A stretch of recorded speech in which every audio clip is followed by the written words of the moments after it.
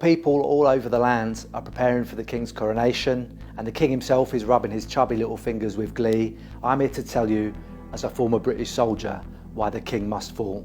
Of all the institutions in this land, this is the one which we should be most critical of. These are gangsters, they're the Peaky Blinders, they're the Sopranos, they're the most vicious of the vicious, and that's how they found their way into power. And all the bunting and all the quiches and all the coronation chicken in the world cannot obscure that. They are the biggest gangsters of them all. £100 million for the coronation of a man who was unpopular even before he became king. At the same time, people who work on the trains, teachers, doctors, nurses, having to fight for a pittance, for a tiny pay rise, just so they can afford their rent and don't have to go to a food bank. The argument's bizarre to me because people say the royals bring in money, the royals bring in money. But it's not that the royals are kind of in a glass case in Buckingham Palace and you can just wander around and feed them. I can't on camera advocate for us to use the French model because I'd get in lots of trouble. But we could probably, put them in a council house or something, tell them to get a proper job, tell them to start working for a living. There's absolutely a correlation between the French getting rid of the royal family and just having better lives, living longer. They have great hair, they have incredible food, they drive really fast, they're really sexy, they look really cool, drinking tiny coffees and chain smoking and whispering in French. And look at us, we're just this bunch of bumbling peasants who are still sucking up to this family of inbred morons. There is an argument put by people who are apologists for this thuggish clan who squat above us, taking all our money and land, who say that the Windsors are a sign, an emblem of order and of continuity. And they're not wrong, but not in the way that they think.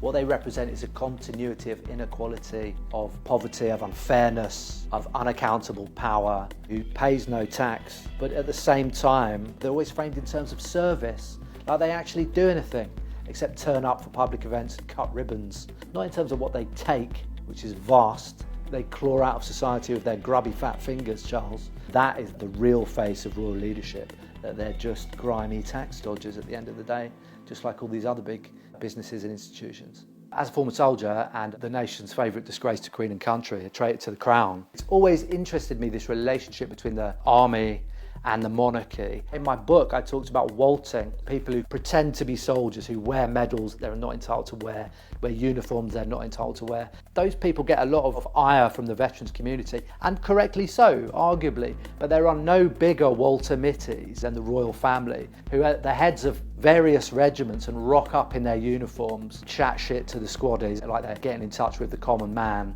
never having served in those regiments for the most part. And it's this kind of advanced case of military cosplay. It's always kind of bothered me that these people who are the heads of regiments and the heads of the military itself are basically a bunch of kind of LARPers. One of the royal family's many jobs is kind of as the marketing wing for various arms firms, for your BAEs and your Lockheeds and your Raytheons, and you see them cutting around, sometimes in military uniform, sometimes in local dress, this weird hedonistic cosplay. Don't know what goes on behind closed doors, but they're really into going around, hanging out with dictators, putting on Arab headscarves and Arab dress, for example, snuggling up to these people. But underpinning that, they're trying to flog weapons, flog missiles, flog all kinds of arms equipment to these countries, and that has long been their role. That's the case for Charles, it's also the case for Andrew.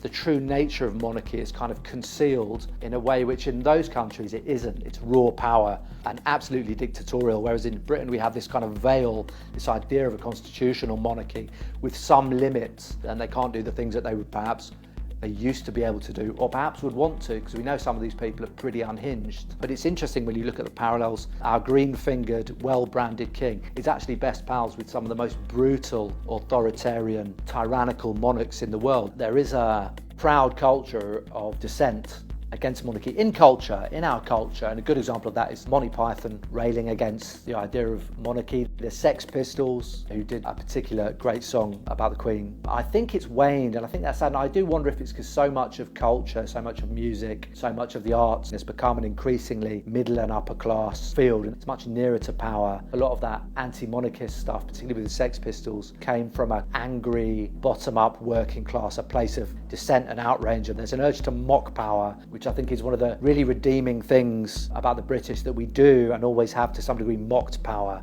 We've lampooned kings, we've taken the piss out of queens. There's a long tradition of that, but I feel it's probably receded. Where are the artists who will mock power, challenging the common sense of society? God save the Queen, the fascist regime.